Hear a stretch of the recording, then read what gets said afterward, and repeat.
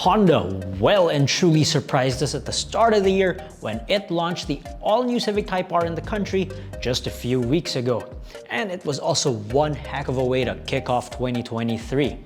But of course, the all-new Type R means we're also going to draw some comparisons from the older models. So let's get started.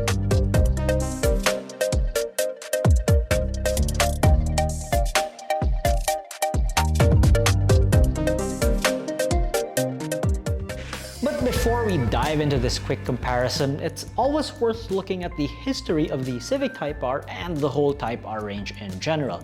Now, mind you, this isn't going to be a whole full-depth history of the Type R brand, because if we were going to do that, we're going to be here all day. But anyway, the whole Type R story starts not with the Civic, but with the NSX, with the NSX-R specifically, that was launched in 1992. And the NSX-R would sort of set the blueprint for future Type R models, being lighter, more track-focused, and more aggressive. 3 years after the NSX-R, Honda released the Integra Type R, the second model to get the Type R badge. And it followed the same principle as the NSX-R, lighter, more track-focused, more aggressive.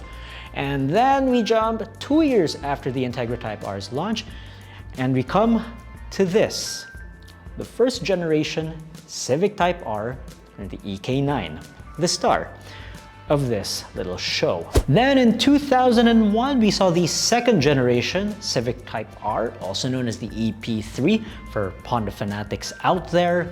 Then we're gonna jump to 2007 when Honda released two different kinds of Civic Type R. One was the hatchback body as the FN2R, and the sedan body as the FD2R. And personally, this Civic Type R is still probably my favorite. And I haven't driven one yet, and hopefully someday I'll be able to try it out. It took quite some time after that, but the fourth generation Civic Type R came out in about 2015 with the FK2. Now the FK2 was interesting because it was the first ever turbocharged Civic Type R, much to the scare of the purists. But of course, we're gonna jump after that to the FK8, probably everyone's favorite in the country because it was the very first Type R to land officially in the Philippines. And this is where our spec sheet battle begins. Now, here's a little fun fact for you. Honda has been using the K-Series engine in the Type R for over 20 years, starting all the way back in the EP3. Now, that engine still powers the FL5 and the FK8, but with a turbo attached to it. The FL5 gets more power this time around, and it gets 10 additional horsepower from 306 horsepower to 316. And because of that, torque also rises from 400 Newton meters to 420 Newton meters. And for the sake of comparison, and because we just want to do it, we're also going to compare it to the EK9. Now, the EK9 had about 182 horsepower when it was new and 180 Newton meters. So if we're gonna put the EK9 and the FL5 side by side, the Type R has gained 134 horsepower and 260 Newton meters in the past 25 years. Now that is what we call progress. Now, of course, the EK9 came with a 1.6 liter naturally aspirated engine that can sing all the way to over 8,000 RPM. Now, it's great that the new Civic Type R is the most powerful Civic Type R to date. However, power isn't everything. See, that's gonna be for nothing if the new Civic Type R weighs as much as 10 elephants stacked on top of each other. So, how much does the new FL5 weigh? Well, it tips the scales at 1,428 kilograms, and compared to the FK8, that is a gain of 38 kilograms. The change is rather minimal. It's like having an extra passenger permanently in your car all the time, but if you're going to compare to the EK9, that number is much bigger. If we're going to compare the FL5 versus the EK9 in terms of weight, the Civic Type R has gained a whopping 358 kilograms over 25 years. So yes, cars are much heavier these days, but why is it so much heavier these days? Let's move on over to the size. How much bigger is the FL5 compared to the FK8? Now, visually, it looks a lot bigger, mainly because there's less lines and jagged angles all over the car's body. And those lines and whatnot would typically make a car look smaller, but not in the case of the FL5. The FL5 has smoother lines and a more cleaner appearance. But the tail of the tape says otherwise, because the new Civic Type R is 35 mils longer, 15 mils wider, and interestingly, 20 mils lower than the FK8. So compared to the FK8, the FL5 isn't much bigger, but let's compare it again to the EK9.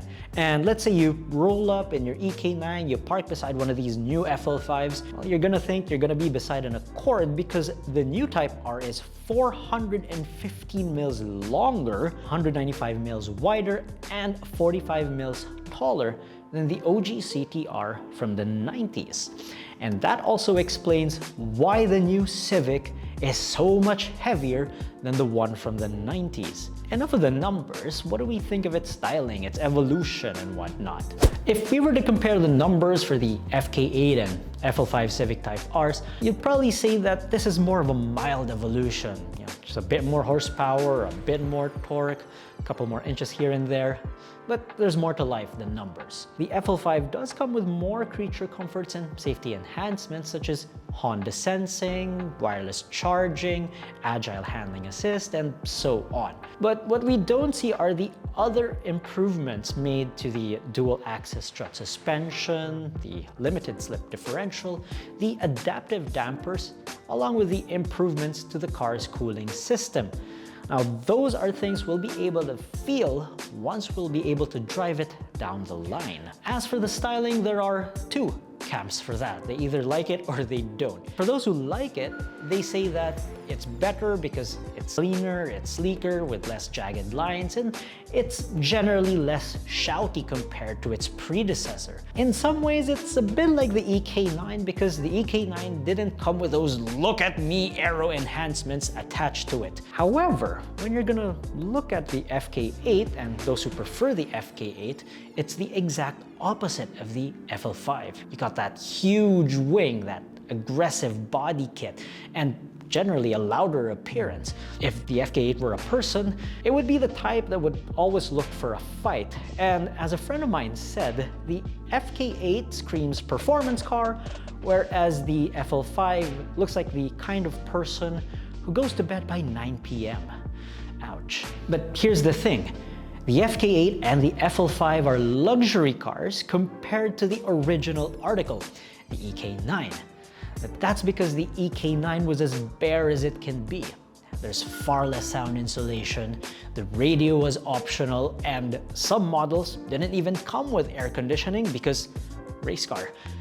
But what we got in return was a raw, engaging driving experience that we'll probably never experience in this day and age or ever again. And because those cars were so much lighter, you're probably gonna feel that difference too when you're out on the track.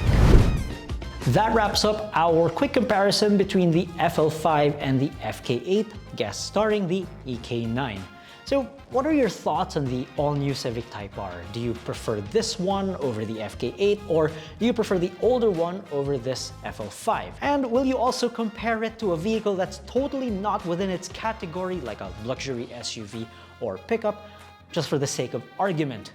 Well, feel free to argue with others on our socials because that's what people on the internet do. So until next time, this has been Anton. We'll see you in the next one.